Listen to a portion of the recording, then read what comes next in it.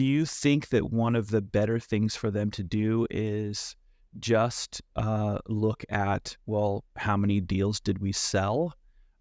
Is it, compare the, the value of a BDC deal versus something they do? Do they get into that where they'll like compare, well, these deals were generated through the BDC, and so maybe they were more profitable or less profitable? How do they dig in on that? Do you have recommendations there? Yeah, I do. I mean, obviously, I get more in depth into a dealer's business than just handling leads, right? Mm-hmm. I just don't want to understate this, Sean.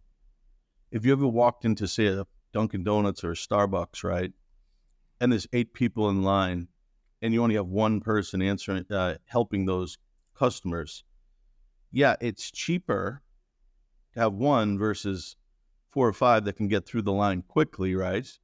Or you could potentially have people walk out and you could lose business, right? Yeah. So I would ask dealers, what do you want? There's a lot of leads coming in. Do you want an ROI, or do you want all those customers responded to, answered to quickly and professionally, and obviously asking for appointments and all that kind of stuff? Because a lot of times dealers will just throw more and more people into the mix, and they don't have enough people to actually do the job properly. So we've designed it internally very efficiently, different sections of our business that handle certain things, plus client success, plus trainers that train our people in hiring and recruiting, and all those kinds of things are in place at Strolid. To me, it's a no-brainer to use Strolid, but obviously, if you have all those pieces in place in your dealership, then clearly you'd want to try it in-house, and I wish you the best of luck. And we're the type of company we'd even give you advice and help you.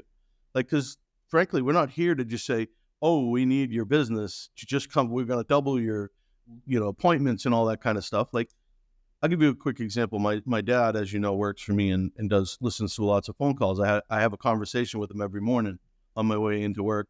I've been going to the gym a lot lately, Sean. So I leave the gym and I call my dad, right? And so he's telling me about one of our clients who is really trying to get their engagement rate up, meaning we want to connect with more customers. Well, what he found by going through the data was that a large majority of that, it's an independent, so they're selling used.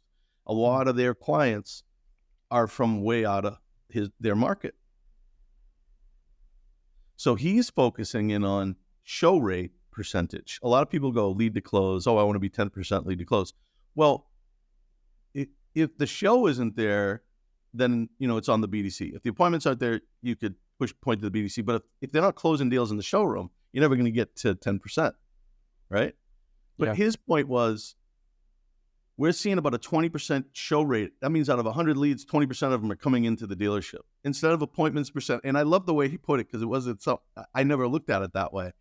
And he goes, and then we have this other store, we're at 35% show on leads. I mean, 35, that means we got to be getting more than 35% appointments.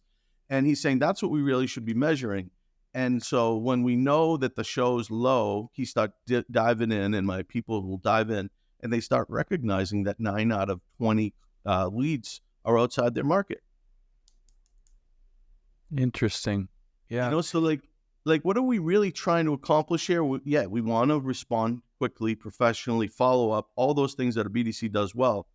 But we also, do you really want to understand what's going on or not? That's what I'm trying to say. Yeah. And that's what I've always been after, to try to help dealers improve.